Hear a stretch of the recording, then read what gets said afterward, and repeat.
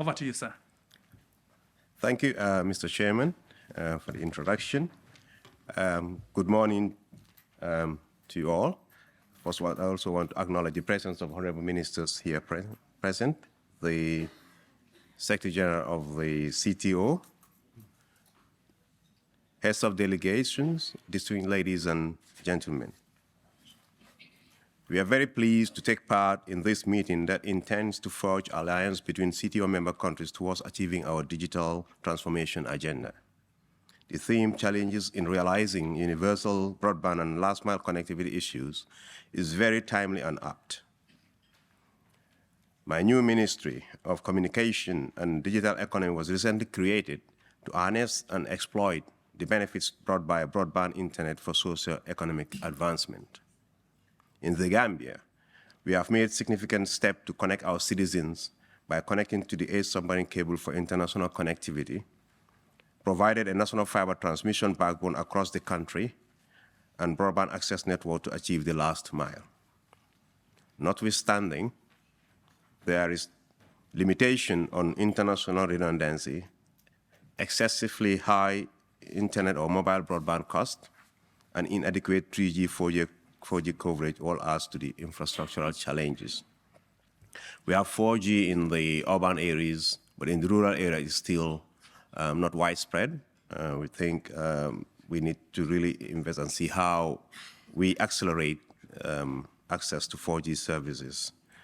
As I speak to you, the operators are thinking of doing 5G, but still in the urban areas and not the rural areas. So we still have that challenge in the rural areas.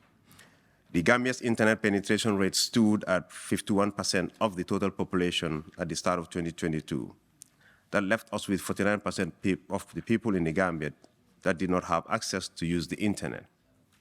To us, this is a huge gap and a recipe to further the digital divide and inequality.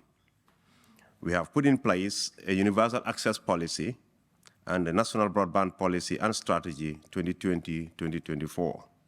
However, we need to formulate enabling and innovative policies to support the establishment of a vibrant digital economy.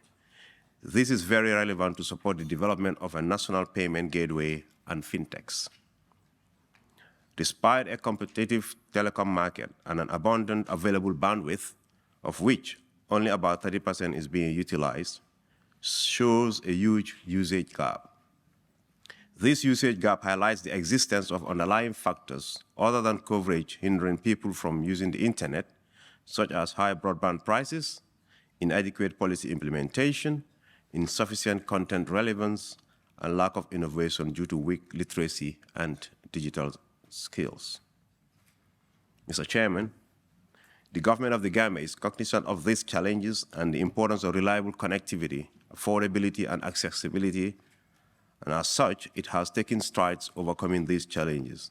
This includes implementation of the National Broadband Policy and Strategy 2020 to 2024, investing in a second submarine cable for redundancy, availability, and accessibility, and regulatory policy reforms to open up market and drive down prices for consumers.